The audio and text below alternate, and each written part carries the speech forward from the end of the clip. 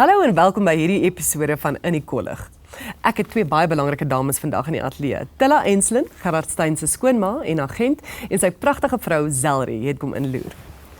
Bietjie later in die program wys ons julle wat alles in Die Wagkamer teaterproduksie en Fishes of Hope gebeur.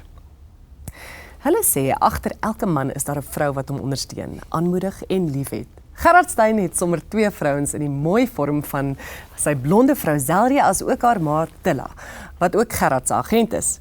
Hierdie twee dames is self baie besig met hulle eie dinge en het onlangs hulle eie klein besigheid begin.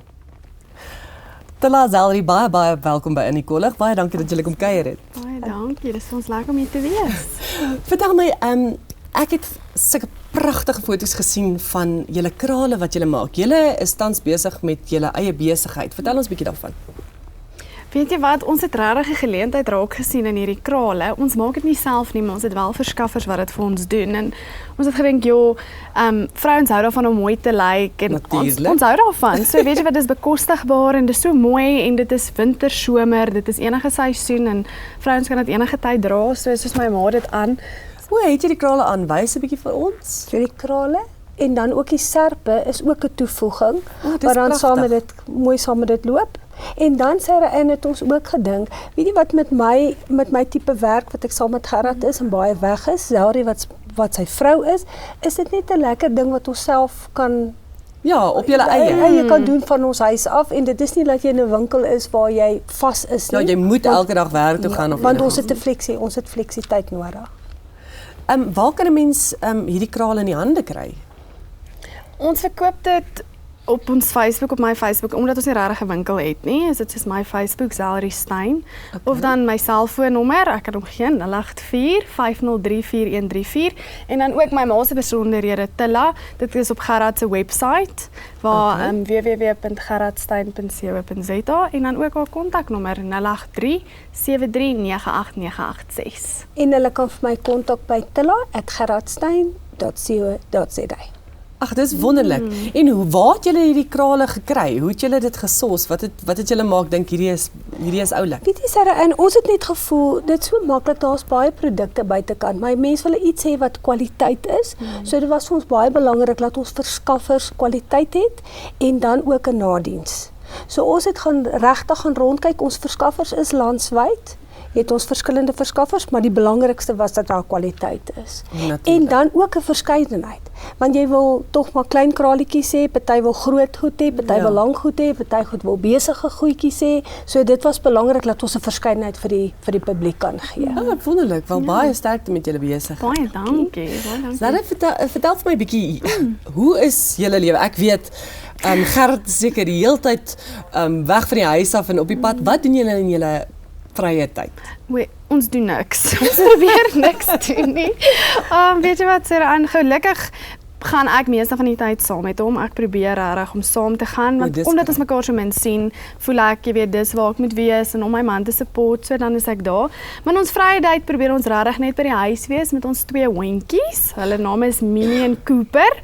Minnie en Cooper? Ja, so dis ons twee babies. So, weet jy wat, vir ontspanning is ons net by die huis, of so gaan fliek, of gaan uit eet, maar dis vir ons die belangrikste om net rustig te wees en by die huis te wees. Ek het sulke wonderlike foto's gesien van Gerard by sy Jeep en julle by op vakansie. Het julle al baie oor see getoer? Weet jy wat, met sy werk, ja, ons was daarom al in Dubai en ons was in Israel gewees, wat baie lekker was. En jy weet, ons was vir ons honeymoon Mauritius toe. So, ja, wonderlik. Wat was vir jou hoogtepunt? Sjoe, alles was my hoogtepunt, maar as ek nou iets moet uitwys, ons het die dag, een oggend, toe vat ons uit, toe het ons met die dolfyne gaan swem, maar regtig soos letterlik saam met hulle gaan swem daar in die see, nie soos in 'n kamp waar hulle is en hulle swem rondom jou nie, jy spring letterlik in en jy swem saam met hulle, so dit was ongelooflik. Ag, dit klink wonderlik. Dit was. Zelry, wat is jou toekomsplanne? My toekomsplanne, ek is ook 'n professionele grimeerkunstenaar, so dit doen ek ook met ons besigheid, met my en my ma se besigheid. En dan het ek en Gerard ook ons eie parfuumreeks. So ja, vertel ons daarvan. Hy het so rukkie terug op sy brood en melk album. Sy dit was nog altyd 'n passie vir hom gewees om dalk, jy weet, parfuum uit te bring. En toe het hy 'n liedjie geskryf, parfuum, en toe het hy vir my gesê, hoorie my vrou, wat dink jy? gaan ons dit nou doen. En ons het saam hande gevat met Villa Krause. O ja. Ja, en hulle het vir ons die parfuum gemaak. So ons doen die parfuum, dit word G-Girl en G-Man genoem. En dit doen net so goed. So dit is baie lekker. So ek hou myself besig. Fantasties. Ja, en so 'n bietjie werk ek vir my pa ook. So vertel 'n bietjie vir my, hoe het jy en Gerard ontmoet? Dit is 'n lang storie. Dit is 'n lang storie. Maar ek gaan dit net kort hou. So ons ken mekaar al darm 'n hele ruk. Ek en Gerard ken mekaar omtrent amper 12 jaar. Yes. Ja, en dis maar net soos wat die Here dit wou gehad het ons eventually by mekaar uitgekom en ons is baie gelukkig. Hy en my maale ken mekaar ook baie lank en baie. ja, ons is 'n groot ouderdomsverskil. So ons was nie in daai tyd wat hulle vriende was wat ek en hy vriende nie. Ja. So dis omtrent eers 2 jaar nadat ek uit skool uit is en op universiteit was dat ons by mekaar uitgekom En geklik het. En geklik het. En nou is ons al amper 2 jaar getroud. Ag, So dis- wonderlik. ja. Ag, mag julle geseënd wees Baie en baie dankie. sterkte met Ja, alles baie vorentoe. dankie. Baie Baie dankie dankie. dat julle vir my ons kom kuier het. Ons gaan nou weer praat. Dis reg. Dankie, Dankie. Ons is nou weer terug.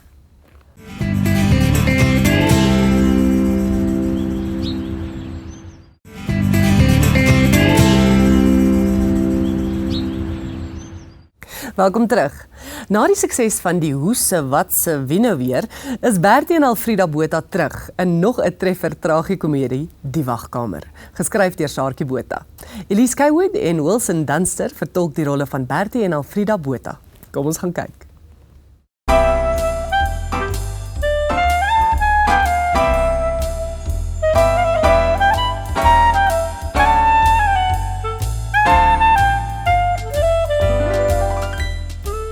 Maar ons het Hoese Watse Wie nou weer gedoen verlede jaar. Ja, met dieselfde karakters, Bertie en Alfrida. En toe wou ons 'n soort van 'n opvolg daarop doen, maar die vrou Ilne Fourie wat die eerste een geskryf het, die kon nie vir ons die tweede inskryf nie. Toe het Saartjie Botha ingespring Ja. en ons genadiglik uitgehelp en ons dink sy het 'n fantastiese job gedoen. It was difficult for her because she kind of inherited the characters, you know what I mean? But she worked with those characters. At no point did we say, listen, that's not accurate or that doesn't. No. I think Sarki did a fantastic job. It has to do with old people coming to terms with, in a sense, giving up their independence. And I think it's a common problem, and one only realizes it when you are in your later years, when you become an older person, not necessarily an old person, but an older person. And there are certain things that you have to decide. And that's really what it is about. There's friction between the two of us. Alfrida says, yes, this is time that we should move into an old age home, and he fights against it. Ons kan nie meer alleen bly nie. Ons vergeet.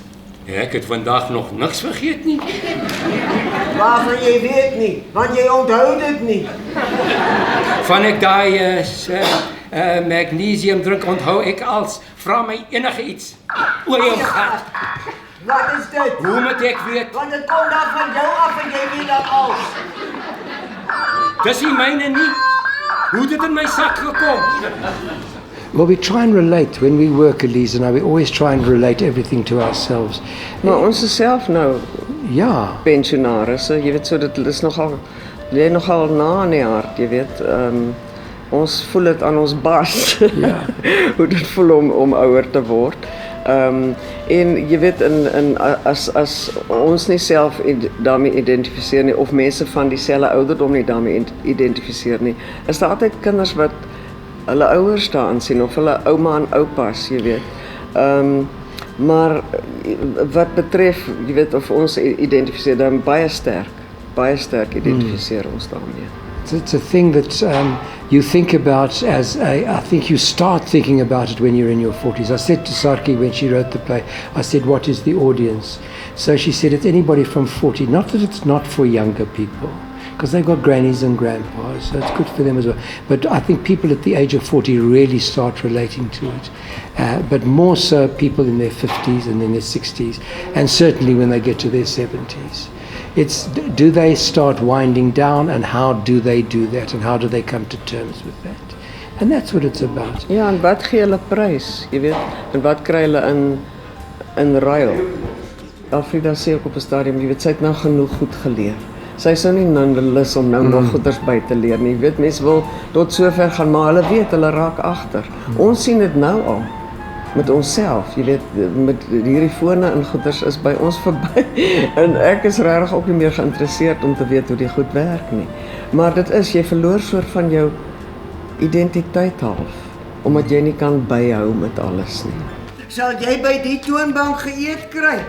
Dit hang af waar die TV gaan wees. Die plek is so klein, jy gaan die TV kan sien al kuier jy by die tannie langs aan. I think that's the question with that older people need to ask themselves is when is the time to settle down and start living a different kind of a life? Ek dink Alfreda besef terdee dat dit is wel tyd vir hulle om so te gaan, maar dit is vir haar ook moeilik. Maar sy moet nou maar 'n front ophou, voorhou, want sy weet Bertie is in 'n toestand. En sy moet hom ondersteun so ver as wat sy kan. Maar ek dink sy is ook nie lus daarvoor nie. En as sy sien hoe lyk die plek en hoe klein dit is en dat hulle goed nie gaan inpas nie. Jy weet, dan is sy ook nie lus vir die plek nie, maar sy weet ook dit is tyd. So it's an enormous upheaval, but I promise you they will come to terms with it. Ja. And in a few years' time, En teen die einde van die play al klaar is Bertie al bietjie meer opgecheerel, is gaan nooi vir ete môre aand by die tannie langs aan. They're making friends. It's a new life. Ja, dit is 'n nuwe lewe. But it's not easy. It's very, very hard. Bertie, ek kan nie dink as my blaas vol is nie, maar ek dink daar's iets fout met my kop. En met jou kop. Life is short. There's no question. And growing old is not easy. And you only come to terms with it or don't come to terms with it when it's happening. Ja. Want mens wil nie daaraan dink nie. Jy weet, mens stoot dit altyd soort van weg. Why should you when you're 50 and 40? Why should you start precies. thinking of old age? No, it happens when it's right there, right in front of you, and then you must deal with it. And that's really what the play is about. They're trying to deal with that. En iemand die resensie wat ons gekry het die vrou gesê dis 'n storie wat almal raak. Dis elkeen se storie. En dit raak al daai goed aan die tegnologie, die moet 'n mens wanneer besluit 'n mens. Die crime. Jy weet die straatname wat verander, die dorpsname wat verander. Dit is 'n ander wêreld. Jy bly in jou eie land, maar jy weet nie waar jy is nie. And Saki, in the play, she touches on all of that. Maar in so easy, maklike manier. But she doesn't go into any great depth, does she? Nee, en sy maak nie 'n issue daarvan nie. Dit is net 'n remark hier en daar wat jy weet gemaak word en mens verstaan dit dadelik. En ek dink dit is tog wel 'n positiewe boodskap wat uitgaan. Dis nie so bad nie. Dit is bad, maar dit is hoe jy daarmee omgaan wat belangrik is. Jy weet, as jy gaan moan en whine en op een hoop gaan sit, dan gaan dit vir niemand lekker wees nie, maar ek dink hulle gaan okay wees en ek dink dis nice. I think the play has enough fun in it, enough laughter, and that kind of makes up for the reality of what happens to elderly people. And I never want to say an old person, and in the play I talk all about the really, really old people. And I just think also that I think that the play, in a sense, allows people to look at old people and to really respect them. Hey? And we must never let that go wrong. Yeah. Must never let that go wrong. Hallo? Jy hou die foon verkeerd om, draai hom om. Wat sê jy my kind? Die foon is verkeerd om, draai hom om. Hallo, I still can't hear you. Bertie, draai die foon in die lengte om en dan sit jy hom op speakerphone. I think the message maybe also is old age is not for sissies, but approach it and handle it with humor. Ja, ek dink humor is baie belangrik.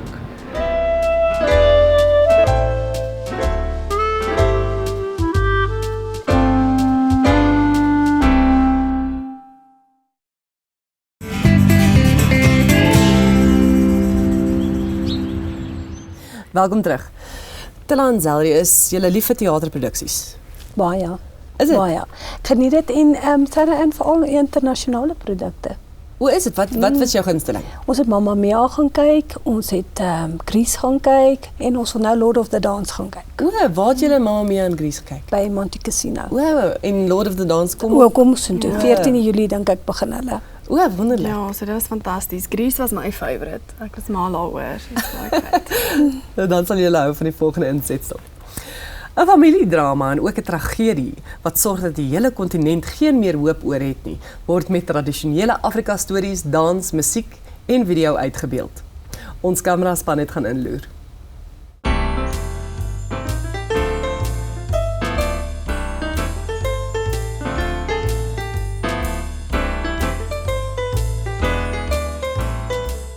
Fishes of Hope explores the concept of hope, and each character is formulated around their relationship with hope. So I had this question, where do you get hope? Where does it come from? Are you born with hope? Is it something you're taught? Are some people born with hope and others not? And so I started to explore this concept. Also, I suppose, propelled or instigated by the idea of what would happen to us in South Africa when Mandela died, because he was very much our hope. And thinking about, well, how does hope affect me, and can I live without hope? Can people live without hope? And is it an external thing or an internal thing? Is it something that you're born with, like an instinct, like when you want to eat or sleep? Is it an instinctual thing, a means to survive? So I was thinking about this for many years, and some years ago I saw a documentary called Darwin's Nightmare, which was set on the lakes of Victoria and in Tanzania. And it was a fishing village that had been plundered by the introduction of this foreign fish, the Nile perch. And what happened to the lake and the ecology is that these Nile perch grew bigger and bigger and bigger and bigger and bigger, and ate all the other fish and plants and food, etc. And of course, how does this affect the fishing village? How does it affect the average person who is a fisherman and survives by fishing? And so this was sort of, for me, a very interesting idea that I could explore the themes of hope around the fishing village. And so I went to Kenya, and I spent some time on the lake and met fishermen. And it's quite amazing that there's millions of tons of fish are exported every day from this lake, but the fishermen themselves cannot afford to eat the fish. And so then that was my sort of starting point, and then I developed the characters around their issues of hope, and also in relationship to one another. So really the story is propelled by people's needs and desires, what they need, what they want from one another, and how they're going to achieve that, and survival, but within a family structure that the relationships are complex, and for me it's quite interesting to think of. I think people often don't see people that have been forgotten or marginalized. They live so far out, so far away from the economy, but to really have very, very complex characters living in this very simple environment.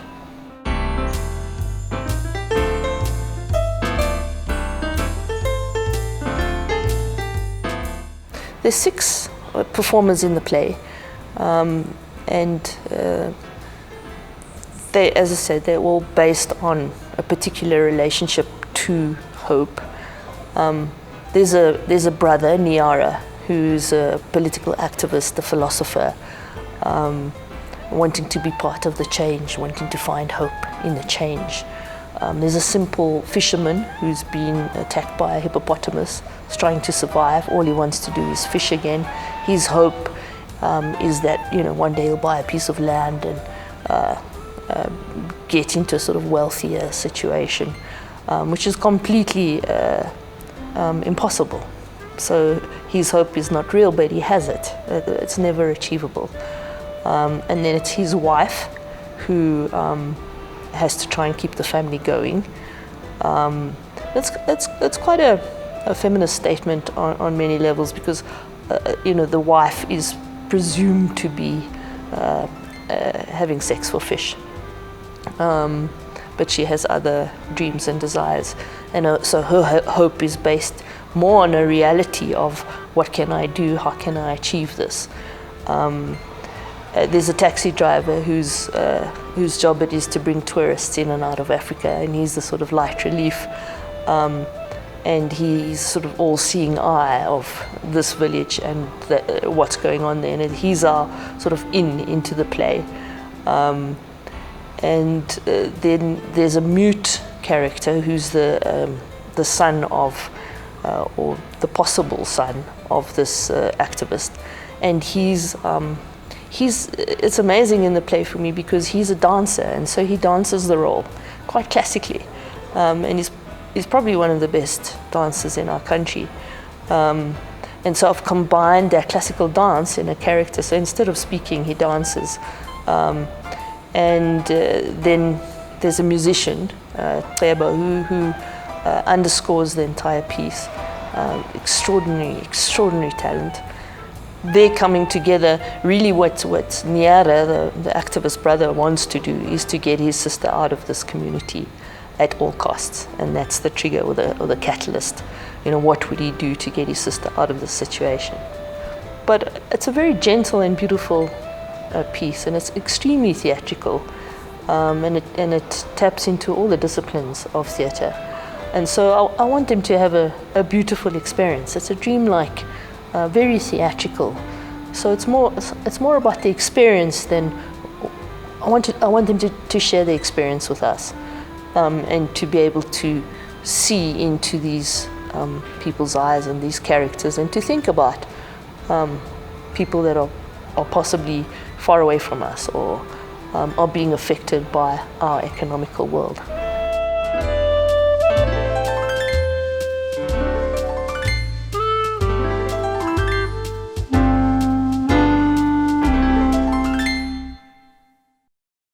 Welkom terug.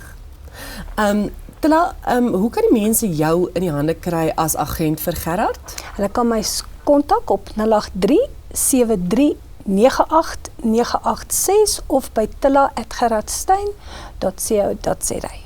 Wonderlik, dankie.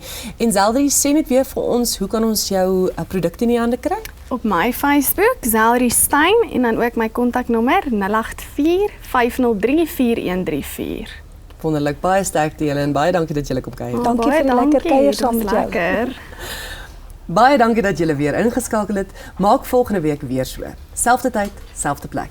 Totsiens.